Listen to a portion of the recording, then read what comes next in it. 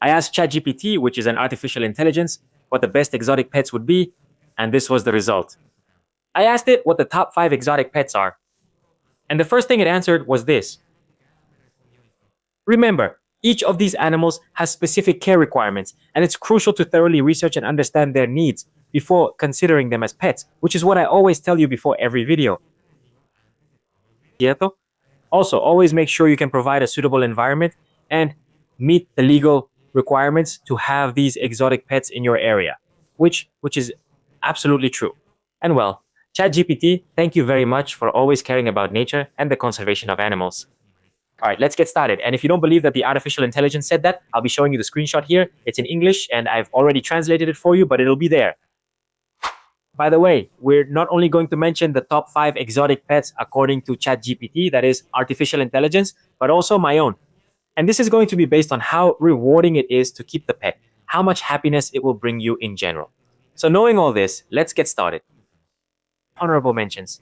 I have 3. The first one is the green tree monitor. They are incredibly intelligent, like all monitors, but they are smaller. They have a prehensile tail, which serves as a 5th limb to balance themselves among the branches. They are inquisitive, very curious, and highly intelligent. As I mentioned, they're left out of the top because they're hard to find and quite expensive. As a second honorable mention, we have the corn snake. It could very well have been in the top 5. However, I think there are better options, and we will see them next. But yes, if you're just starting out and you want a snake that eats rodents, I highly recommend it. It's very beautiful. Those colors are incredible. It's very curious, and if socialized early, it can be one of the best pets you'll ever have. And lastly, honorable mention goes to green tree frogs. By the way, I just made a complete care guide video for them, so you can watch it and check it out. Honestly, there's nothing wrong with these honorable mentions. I just think better options exist. But if I had to make a top 5 of the best, most rewarding amphibian pets, I think this would be number 1 or number 2. Now then, starting with ChatGPT's option at number 5, we have bearded dragons. Bearded dragons are docile lizards known for their unique appearance and their relatively low maintenance requirements compared to other reptiles. They can be excellent companions and are generally more tolerant of handling. So, this is absolutely true. And this is the only species that ChatGPT and I have in common. I also put bearded dragons at number 5. Actually, I had ranked them a bit higher, but I wanted them to match, right? But yes, these are amazing with proper socialization. They do defecate quite a lot, but that's the case with many other animals too. They need at least a 120-gallon tank, and they love to go out and explore. They're very inquisitive and love being with you. They even seem like dogs in reptile bodies. That's what I always say about the bearded dragons in the genus Pogona. And yes, they're amazing. Their diet isn't as simple as it seems. They're omnivores. They'll need vegetables, greens, insects, snails, their calcium supplements, and their vitamins. Well, they'll need their UVB light, so keep that in mind. And of course, do a lot of research about these beautiful lizards. By the way, I should make an updated video. Let me know in the comments if you'd like to see that video. At number 4, according to ChatGPT, we have sugar gliders. I'll read you the description. Sugar gliders are small nocturnal marsupials known for their playful nature and their ability to glide through the air. They require a lot of citos completamente cierto. They require a lot of social interaction, specialized diets, and plenty of space to exercise. So they are more suitable for experienced owners. And this is completely true. I don't know why ChatGPT put them among the best exotic pets, but oh well. As we know, sugar gliders, well, marsupials in general, are from Australia. Except for the opossum, the monito del monte. I'm sure I'm going to miss another one, but it doesn't matter. Sugar gliders are very difficult to take care of. You need a lot of experience. You can't house them together because the male will rape the female to death. Their diet is very specific and must be specially formulated. Although there are special websites that already provide ready-made diet plans, but it's a very varied diet. Yogurt, pollen, various fruits, insects, among other things. In fact, I already made a video about sugar gliders if you want to go check it out. But yes, they're also very expensive. Very expensive. Not just the animal itself, but the cage, the diet, the ways to stimulate them. They're very expensive, so keep that in mind. They're really beautiful, honestly. Incredibly cute, but I definitely wouldn't put them in the top 5 best exotic pets. Moving on to my top 4, I chose millipedes. It's quite a big contrast between the super cute sugar gliders and the millipedes, which many people might find very ugly, but for me, they're fascinating and beautiful. Honestly, I think the sugar glider would eat the millipede, but millipedes are amazing in every way. First of all, their shape. Secondly, when you handle them, they feel incredible. Incredible. It's going to feel a little weird. Some people might even get a bit scared, but for me, it's fascinating. Case. You didn't know. Here's how to tell a millipede from a centipede. Centipedes have only one leg per segment, while millipedes have two, and that's it. These are detritivores. They feed on decomposing matter, and taking care of them is very simple. You put them in a container of 5 to 10 gallons, a fairly deep substrate that retains moisture and is free of pesticides. Structures. And you will give them decomposing matter, a cuttle bone for calcium, and that would be all. Obviously, ventilation holes, structures to climb, and if it's very cold, a heating pad regulated with a digital thermostat. And on the side, not underneath, because millipedes, to escape the heat, bury themselves. If you use a heating pad for them, they won't realize it's underneath and will roast themselves alive. But that's another topic. I think I have a full care guide. I'm gonna leave it here for you, but it's a really old video. I sound stupid. I look stupid. The video quality isn't very good, to be honest. However, it's good information. And if you want a millipede, I highly recommend it. They also don't live very long, which is an advantage.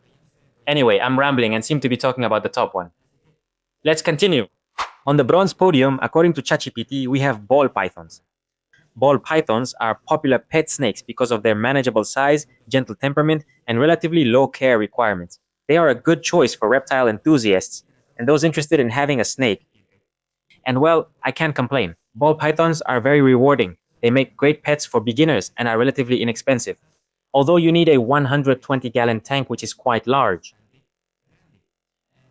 Well, this is going to depend on your perspective. There are a lot of people who keep them in 80-gallon tanks, 90. 100, I say, 120 gallons is a minimum. As always, for me with snakes, if it fits lengthwise, for me that's big enough. But of course, the bigger, the better. That idea that if it's in a place that's too big, it's going to get scared and stressed is complete nonsense. Snakes and reptiles, or animals in general, are not going to feel stressed or intimidated if they're in a place that's too big. What intimidates them is being in an open place where there are no hiding spots, where they can't hide. That will stress them out. So it doesn't matter if the place is too big. What matters is that you provide them with shelters and surfaces where they can burrow or hide. Other disadvantages of snakes, well, ball pythons specifically, is that the bigger the enclosure, the harder it will be to control the parameters, especially humidity. That is, if you don't have a tight fitting lid. So keep that in mind. The bigger it is, the harder it gets. There could be too much humidity, causing bacterial growth and an infection.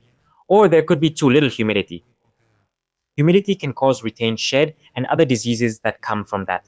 Temperature is also very important, of course. Snakes in general, I don't really know what's going on in their heads. If they're in an incredibly hot place, they just don't care and would rather get burned than move away. So always make sure your heating pad is regulated with a digital thermostat. Even with a digital thermostat, occasionally check by hand to ensure it's not too hot. And also, ball pythons sometimes go for months, half a year, even a year without eating. So don't get scared and do your research. This is quite common, and even if you have everything in order, it sometimes happens. So don't worry, don't be scared. Always weigh it so you can see if it's been losing weight. And if it's losing too much weight weekly, then you really need to take it to the vet so you can see if they have parasites or what's going on. In my top three, many will disagree with me and even don't consider it a pet, but more like aviculture, we have ducks. And I agree that they have many disadvantages. They're a mess, they're noisy, they need a body of water like a pool or a pond, among other things. They're also very expensive. Well, buying the ducks themselves isn't expensive. Maintaining them. The structure, care, and diet will be expensive, but it's not about ease of care, it's about how rewarding pets are, and that's the focus of this list. And that's why I took the liberty of including ducks. They're very sociable, very welcoming. If you socialize them properly, they're going to be your best friends.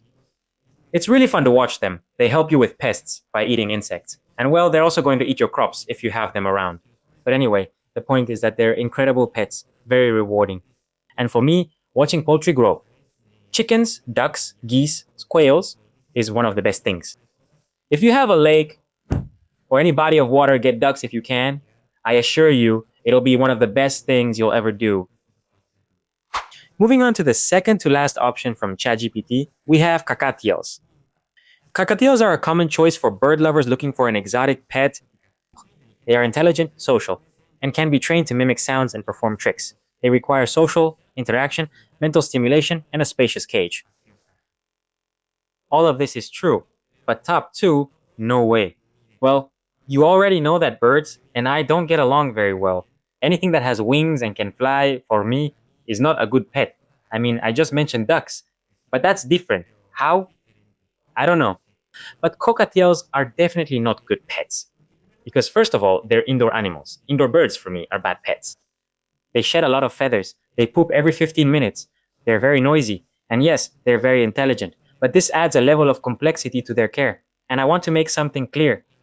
I'm not one of those guys who's against having birds as pets. Who says, set it free, it has to be in the wild. Come on, you're an idiot. And look, if it's a specimen raised in captivity, of course it has to be in captivity. It has to be indoors if it's an exotic pet. If it's a specimen you bought from the thug at the market on the corner, man, you should be so damn ashamed of your buying wildlife, taking animals from the wild is the worst thing in this world. So you should be ashamed of yourself. And then there's the issue of cages. Cages, for me, are for the bird's own safety while you're out of the house and while you're asleep. So it has a safe place to shelter, to defecate, and to eat. Just so you keep that in mind. If you keep a bird in a cage all day, I honestly think that's cruel, no matter how big the cage or how much stimulation it gets. Yeah. Anyway, moving on to my top two most rewarding pets, we have rats. I love rats. Pet rats, obviously. They are incredibly intelligent, affectionate, and small. And yes, they do need a pretty big cage because of their intelligence and the fact that they need a lot of stimulation. They are very social, and you can form amazing bonds with your rats. The only bad thing about them is that they don't live very long, just a couple of years, maybe a little more. But yes, you form incredibly strong bonds with rats. But when they're gone, they leave a huge void behind. Get attached, but just keep in mind that your best friend won't be around for very long. And finally, the best pet according to ChatGPT is the betta fish. Well, betta fish, also known as fighting fish and ameses, are vibrant and beautiful tropical fish. They are relatively hardy and can survive in small water tanks, which makes them a popular choice for beginner fish enthusiasts. It's true, they're amazing fish for beginners. I find it a bit boring that they put this as number one. But yes, they are very good pets. I have a complete care guide for you to check out. There are many varieties, they are very beautiful. A minimum of 5 gallons, which is about 20 liters or so. And yes, filtration, cycling, weekly parameter checks, ammonia, ammonium, nitrites, nitrates, partial water changes. And you'll have some of the best pets, in my opinion. The truth is, they're underrated and very intelligent, even if you don't believe it. And when you walk by and it comes up to see if you're going to feed it, honestly, that's one of the best things you can have in fish keeping and with fish in general. And for me, the best pet. I think I always mention it. I'm always going on about this animal. But crested geckos, for me, are the best exotic pet there is. First of all, they're very inquisitive. You can have them on your shoulder for 2 hours without them moving. Their diet is incredibly simple. They eat a powdered diet, like rapashi or pangia, which is a powder you add water to, and it has all the nutrients needed for them to survive. In the wild, they eat decaying fruit, if I'm not mistaken, and also insects, and that powder has all the necessary nutrients. They are nocturnal, so they don't need UVB. They don't need a very large enclosure, but they do need one that is vertical and well decorated. And you also have to take humidity into account, so you should always use hygrometers. They aren't very demanding when it comes to temperature.